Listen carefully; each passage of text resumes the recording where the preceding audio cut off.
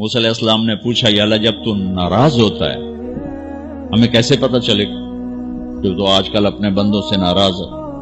تو اللہ تعالیٰ نے فرمایا جب میں ناراض ہوتا ہوں حکومت بے وقوفوں کو دیتا ہوں، اجعل الملک فی صفہائہم، حکومت بے وقوفوں کو دیتا ہوں، والمال فی بخلائہم، اور پیسہ بخیلوں کو دیتا ہوں جو ذرا گن گن کے خوش ہوتے رہیں،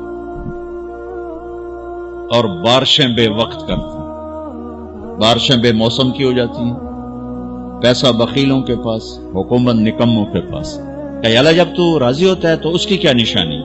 کہ اس کی نشانی یہ ہے کہ اجعل الملک فی حلمائہم، حکومت سمجھدار اور نیک لوگوں کو دیتا ہوں، والمال فی سمحائہم، اور پیسہ سخیوں کو دیتا ہوں، اور بارشیں وقت پہ کرتا ہوں۔ تو موسیٰ سمجھو میں اپنے بندوں سے راضی ہو چکا۔ تو اطعام الطعام میں اشارہ ہے سخی بنو، سخی بنو۔ اللہ تعالیٰ کی ایک وی آئی پی جنت ہے جس کا نام ہے جنت الفردوس۔ اللہ نے باقی جنتیں بنائیں کن کن کن، جنت الفردوس بنائی اپنے ہاتھوں سے۔ کیا چیز بنائی ہوگی؟ تو اللہ نے کہا وعزتی وجلالی لا یجاورنی فیکی بخیل، اے جنت مجھے اپنے عزت و جلال کی قسم تیرے اندر بخیل نہیں جا سکتا، مرد یا عورت بخیل نہیں جا سکتا، سخی جائے گا، بخیل نہیں جا سکتا۔ بخیل سے اللہ کی دوستی لگ نہیں سکتی اور سخی سے ٹوٹ نہیں سکتی۔ شیطان کہتا ہے میں عبادت گزار اور بخیل ہو تو مجھے کوئی ڈر نہیں لگتا، یہ آپ پہ ہی ماریا جائے گا، ایک دن آپ پہ ہی جاوے ڈھانا ہے، یہ جو پیسے کی کشش اس کو مار دے گا۔ اور نافرمان سخی سے ڈرتا رہتا ہوں کہ پتہ نہیں کب بخشا جائے، پتہ نہیں کب بخشا جائے، کب سخاوت کو اللہ پسند کر کے چلو پار کرتے۔ اچھا، جبریل پوچھتے ہیں یا رسول اللہ مل ایمان، ایمان کیا ہے؟ تو آپ نے فرمایا ان تؤمن باللہ وملائکتہ وکتبہ ورسلہ وبالبعث بعد الموت۔ ایمان عقیدہ، اللہ پر، فرشتوں پر، کتابوں پر، رسولوں پر، موت کے بعد کی زندگی۔ یہ مدینے کا سوال ہے۔ اب آخری حج کا سوال ہے یا رسول اللہ مل ایمان۔ پہلے سوال کرنے والے جبریل ہیں اور یہ سوال کرنے والے عمر بن عبس ہیں۔ یا رسول اللہ مل ایمان، ایمان کیا ہے؟ تو آپ نے کیا جواب دیا؟ الصبر والسماحہ، الصبر والسماحہ۔ اب چھت بتا رہے ہیں کہ ایمان یہ ہے صبر کر اور معاف کر، صبر کر اور معاف کر۔ میرے بھائی بہنوں، میرے رب کی قسم، جیسے یہ ہے نا وَجَعَلْنَا مِنَ الْمَاءِ كُلَّ شَيْءٍ حَيٍّ أَفَلَا يُؤْمِنُونَ، اللہ نے ہر جاندار کا لازمی جز پانی بنایا۔ پانی نکال دو تو آدمی مر جاتا، ڈی ہائیڈریشن سے موت واقع ہو جاتی۔ ہر جاندار کا لازمی جز پانی، دین کی تمام صفات کا لازمی جز صبر، صبر نکال دو تو سارا دین کچرا بن جاتا، صبر نکال دو۔ تو میرے نبی نے فرمایا ایمان کیا ہے؟ صبر کرو، معاف کرو۔ معاف وہی کرے گا جو صبر کرے گا، جسے صبر نہیں آتا اسے معاف کرنا بھی نہیں آتا۔ تو ایمان قیامت کے دن اعلان ہوگا، صبر والے کھڑے ہو جاؤ، تھوڑی سی جماعت کھڑی ہوگی، بلکہ چلو جنت میں جاؤ۔ ان کو اللہ بغیر حساب کے جنت میں ڈال دے گا۔ جب آپ صبر کرتے ہیں تو ایک طاقت بنتا ہے، لوگوں کی منفی چیزوں کو آپ اپنے اندر سہتے ہیں، برداشت کرتے ہیں۔ صبر اس کو پروسیس کرتا ہے، پھر وہ طاقت بنا کے آپ کے اندر سے باہر پھینکتا ہے، جو پہاڑوں میں سوراخ کر دیتی ہے اگر ہم صبر کرنا سیکھ اور معاف کرنا سیکھ۔ 21 برس قتل کرنے والوں کے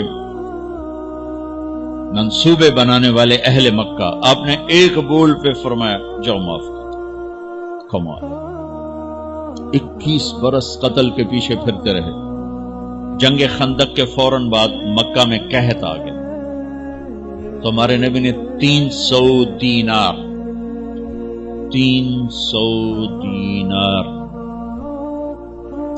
10-15 لاکھ روپیہ بنتا ہے، آپ نے مکے میں ابو سفیان کو بھجوایا جو جنگ خندق کا سالار بن کے آیا تھا۔ آپ نے کہا مکے والوں میں کہتا ہے ان کو کھانے کھلاؤ میری طرف سے، تو ابو سفیان کہنے لگے واہ محمد تیرے قربان جاؤں، ہم تجھے قتل کرنے کے پیچھے پھر رہے ہیں تو ہمیں کھانے کھلاتا پھرتا ہے۔ کہ میرے نبی کے اخلاق ہے، میرے نبی کا معاف کرنا۔ آپ سوئے ہوئے ہیں، آپ کی تلوار اٹھا کر ایک بدو نے آپ کے پسلی میں ماری، آپ اٹھ کے بیٹھ گئے تو کہنے کا کون بچائے گا، یعنی میں تیار ہو جاؤں، تو آپ نے کہا اللہ، آپ نے کہا اللہ، تو اس کا ہاتھ کانپا اور تلوار گر گئی۔ تب آپ نے اٹھا لی، آپ نے ایسے سیدھی کی، اب تو بچا، تو بتا تجھے کون بچائے؟ تو کہنے لگا میں تو ہی بچاونا ہے، اور کہیں بچاونا۔ تو آپ نے کہا کلمہ پڑھتے ہو؟ کہنے لگا نہیں پڑھتا۔ اب تو آپ اس کی گردن اڑوا دے، یہ خود ہی اڑا دیتے، جو کہہ رہا میں کلمہ نہیں پڑھتا ہوں۔ قتل کے ارادے سے آنا ہی اس کے قتل کے لیے کافی تھا۔ آپ نے فرمایا کلمہ پڑھتے ہو؟ کہنے لگا نہیں۔ آپ نے کہا جاؤ معاف، جاؤ معاف، صحابہ کے سامنے جاؤ معاف۔ انسان اور خطا لازمی ہے، اگر معاف کرنا نہ سیکھا تو ہم خود ہی دکھی ہو کے رہ جائیں گے۔ لوگوں کے زخم بھلا دو، اللہ پہ ڈال دو، اللہ صلہ دے گا، زندگی پرسکون ہو جائے گی۔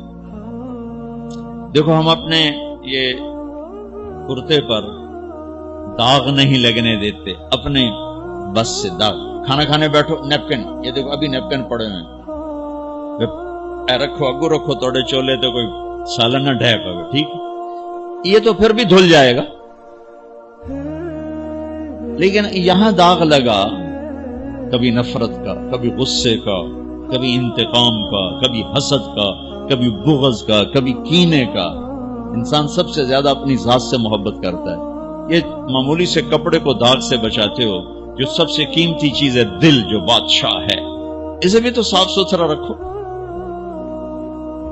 جیسے ہم لاکھ زور لگا لیں، ہم کپڑے کو میل سے نہیں بچا سکتے، لاکھ زور لگا لو، لوگوں کے منفی رویے آپ کو توڑے بغیر نہیں چھوڑیں گے۔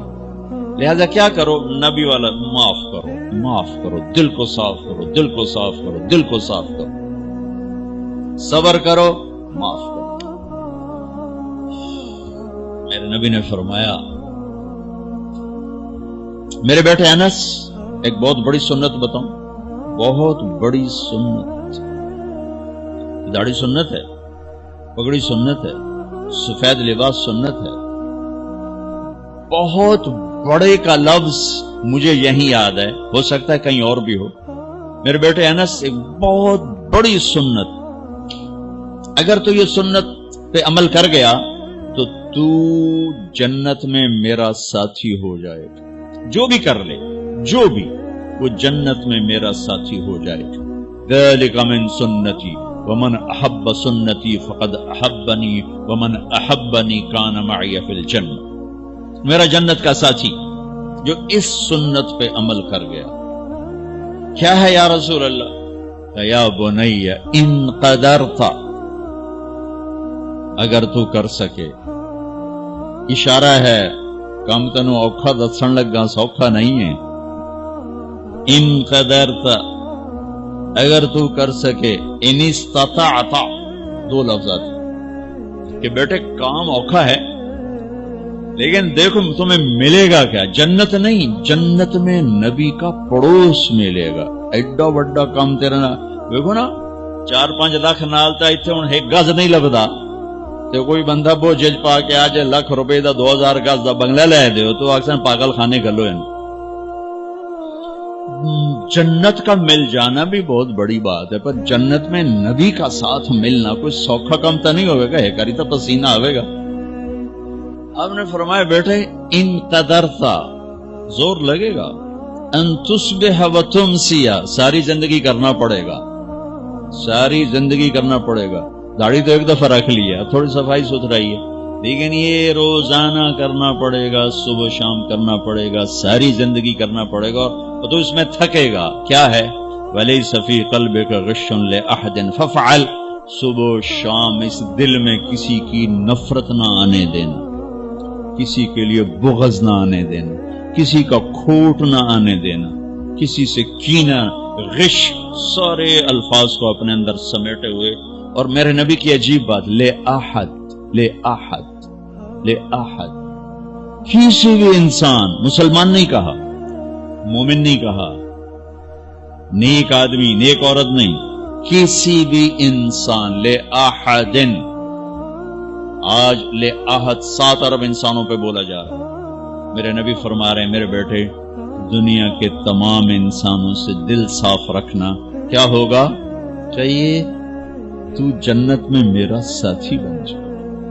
تو بھائیو بہنوں، ایمان کو مکمل کرنا ہے تو صبر کرنا سیکھو، معاف کرنا سیکھو، چپ رہنا سیکھو. ساز خاموش ہیں، فریاد سے معمور ہیں. جواب دینا تو کیا مسئلہ ہے، عقل چپ رہنے پہ لگتی. کوئی ابھر جائے، بیٹا ابھر جائے، بیوی ابھر جائے، خامد ابھر جائے، چپ ہو جاؤ، گزار دو اس طوفان. واپسی میں ایمان کی وہ اللہ حلاوت مٹھاس دے گا، ساری زندگی محسوس کرتے پھرو. یہ صفت بھی معاشرے میں کوئی نہیں، نہ کوئی معاف کرنا جانتا ہے، نہ کوئی صبر کرنا جانتا. تو یہ میں وہ چیزیں بتا رہا ہوں جو معاشرے میں کوئی نہیں ہے. میں اور آپ کر لیں گے تو ہماری قیمت بڑی لگ جائے گی. تو اسلام کی ابتدا بھی بتا دی، انتہا بھی بتا دی.